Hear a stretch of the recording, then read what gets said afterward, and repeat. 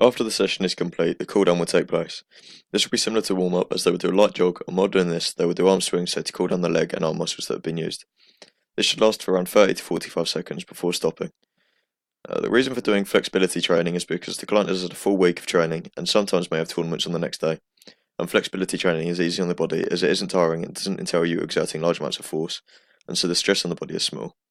The reason for doing the stretches I've chosen is because a lot of them are leg related, and as a tennis player, they're going to need good flexibility in their legs, so their strides can be bigger, as they can make it from one end of the court to another in a short amount of time. It also means that if they have to lunge for the ball, then they can lunge further up pulling a muscle and cause an injury, which could hinder their performance or cause them to. Week 5. On week 5, all of the sessions times will stay the same, however the exercise intensities etc. will be increased. On Wednesday they'll be doing maximal running, and before the exercise we will find the speed on the treadmill that is their maximum speed. This will be done on a 4 incline at an intensity of 80 to 90% of the maximum heart rate. The client will run at their maximum intensity for 4.5 minutes, before then having a 4.5 minutes of doing a slow walk on the treadmill to allow the client to recover and be able to go again. This will be repeated for 4 times, so that overall the client does 18 minutes of high intensity running. After this, the client will have a 5-minute break where they can do some light jogging or walking on the treadmill to allow for their legs to recover. After this, the client will do sandbag lunges with a swing of the sandbag, and the client will use 17.5 kg sandbags and do as many as they can within 50 seconds, doing one lunge on one leg and then swapping and so on, then be given a 15-second rest. The client will do 7 sets of this. The client should be working at around the 16 to 18 marks on the RPE scale, as this means that they are doing as many as they can, and so the effects of doing this exercise will be evident rather than not working hard enough, which would mean the exercise would have no to very little effect on the person. These exercises could be varied by doing things such as rowing or cycling, and using other weights for arms, for example kettlebell swings or medicine ball twists. The warm-up for this will be a light jog or walk for 1 minute to warm up the relevant muscles in the legs. This will be followed by walking lunges and leg swings. This will help to ensure the muscles are stretchy and will be less susceptible to injuries. These will both be done for 20 seconds on each leg to ensure that both legs are warmed up. Along with this, we'll do 15 seconds of opening the gate on each leg. For the arms, the stretches will be shoulder stretches and forearm stretches, so that when the client is doing sandbag lunges with swings, their arms are less likely to be injured from the movement you're doing. These stretches will be held for 8 to 10 seconds for both arms to ensure both arms are warmed up and ready for exercise. The cooldown for this session will be a light jog to cool down the muscles in the legs, and while doing this, they should be doing arm swings. They should be done for around 30 to 45 seconds. After these arm swings are done, they will do the same forearm and shoulder stretches as in the warm-up, but instead will hold them 30 to 45 seconds on each arm. The maximal running is a conditioning exercise that keeps up the fitness of the client, so they're able to stay fit enough to compete at top levels.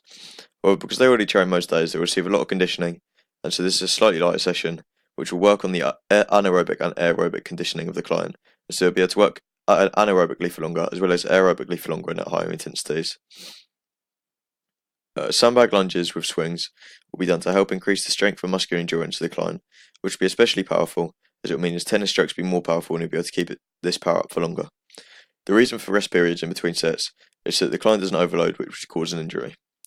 For this week, I have further increased the amount of time they have to do the exercises for, as well as the weight/intensity, as this will progressively overload the muscle/muscle groups that are being worked on, and so we have a further increase in strength as they're having to work harder compared to the last time they did the same session.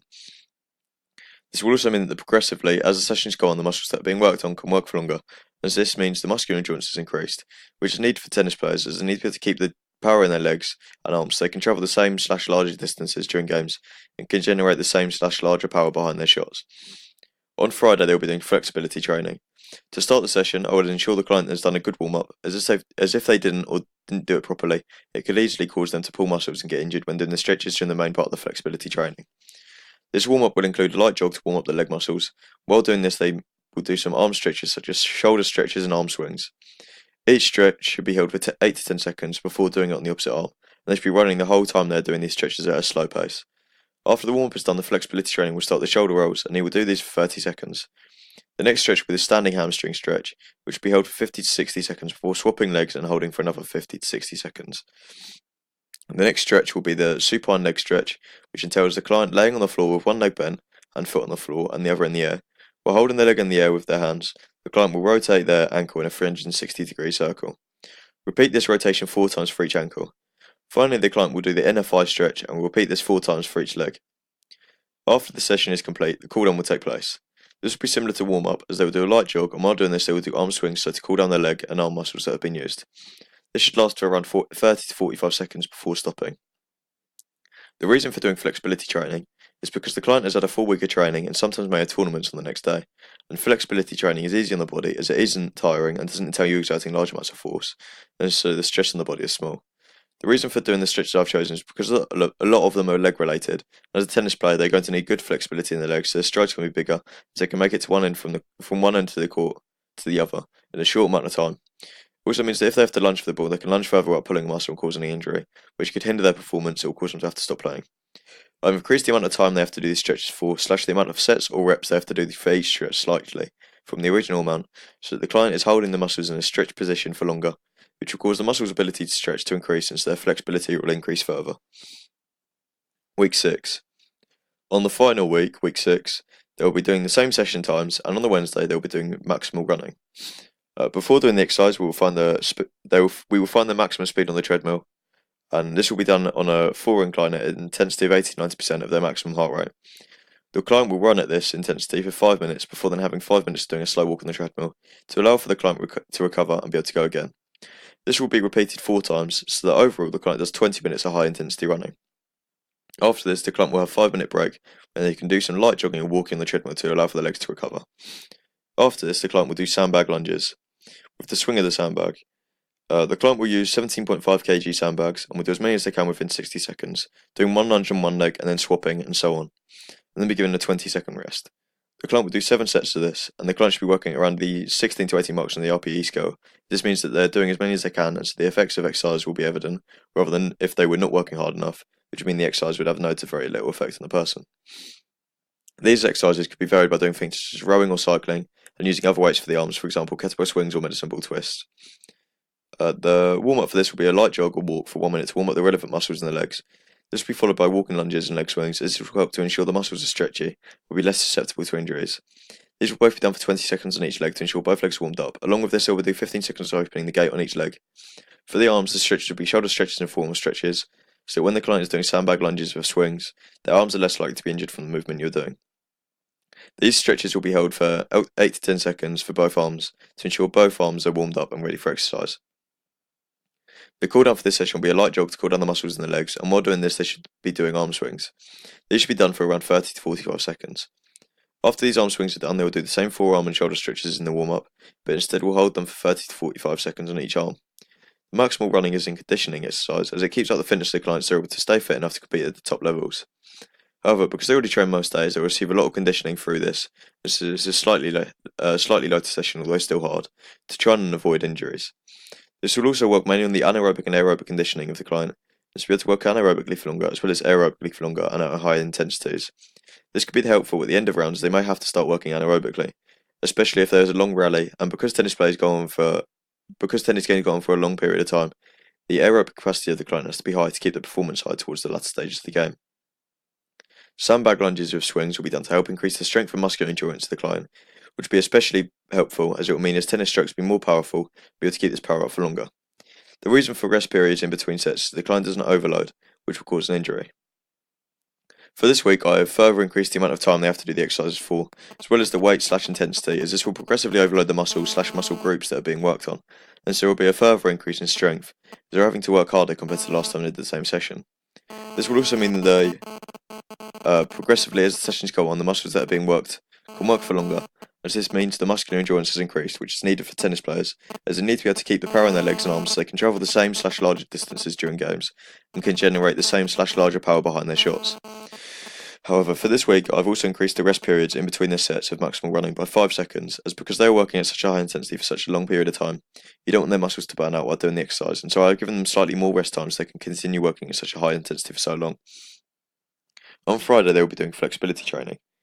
To start the session, I will ensure the client does a good warm-up, as if they didn't do a warm-up or didn't do it properly, it could easily cause them to pull muscles and get injured when doing the stretches during the main part of the flexibility training. This warm-up will include a light jog to warm up the leg muscles. While doing this, they will do some arm stretches such as shoulder stretches and arm swings. Each stretch should be held for 8 to 10 seconds before doing it on the opposite arm, and they should be running the whole time they're doing these stretches at a slow pace. After the warm-up is done, the flexibility training will start with the shoulder rolls, and he will do this for 35 seconds. The next stretch will be the standing hamstring stretch, which will be held for 50 to 60 seconds before swapping legs and holding for another 50 to 60 seconds. The next stretch will be the supine leg stretch, which entails the client laying on the floor with one leg bent and foot on the floor and the other in the air.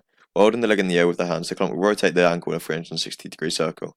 Repeat this rotation 5 times for each ankle. Finally, the client will do an inner thigh stretch and will repeat this 5 times for each leg. Each stretch should also be pushed slightly further than the last time they did this to enable the range of the movement of the muscles to increase. After the session is complete, the cool down will take place. This will be similar to warm up, as they will do a light jog, and while doing this, they will do arm swings to cool down the leg and arm muscles that have been used. This should last for around 30 to 45 seconds before stopping. The reason for doing flexibility training is because the client is a full week of training, and sometimes may have tournaments the next day, and flexibility training is easy on the body, as it isn't tiring and doesn't entail you exerting large amounts of force, and so the stress on the body is small. The reason for doing the stretches I've chosen is because a lot of them are leg related, and as a tennis player, they're going to need good flexibility in their legs, so their strides can be bigger, and so they can make it from one end of the court to another in a short amount of time. Also means that if they have to lunge for the ball, they can lunge further without pulling muscle and causing an injury, which could hinder their performance or cause them to have to stop playing. I have increased the amount of time they have to do these stretches for, / the amount of sets or reps they have to do for each stretch slightly from the original amount, so the client is holding the muscles in a stretched position for longer, which causes the muscles' ability to stretch to increase, and so their flexibility will increase further. I've also told the client to increase the distance they push their muscles in their stretch, so that the range of movement increases gradually as they do the stretches. By the end of their flexibility in these muscles has increased. For alternative exercises, I could change the exercise quite easily. For example, for the warm-up on week 1, session 1, I could change the original warm-up to, instead of doing a light cycle for the warm-up, you could do a light jog, as this will also warm up the muscles in the legs. Instead of walking lunges and leg swings, you could do opening and closing the gate, as this will stretch the leg muscles, and you could do different variations of shoulder and forearm stretches to warm up these areas. For the main exercises in week 4, session 1, I could change them by, instead of doing running, you could do rowing, as this will use the legs, and so the overall effect will be the same as in the long run. It will also cause an increase in strength for the leg muscles. Instead of the sandbag lunges, you could do things such as dumbbell swings or medicine ball twists, as they both train very similar muscle groups to doing sandbag lunges. And for the cool down in week 6, session 2, I could change it by, instead of doing a light jog, you could do either a light cycle or do rowing at a low intensity. This would also use the same muscle groups, which will enable the muscles to be used and so get the oxygen to break down the lactic acid that is built up. Instead of doing arm swings, you could do shoulder rolls, as this will help to increase the rotation of the shoulders, and so will stretch out the same areas. And this is the slide for the alternative exercises that I've just explained.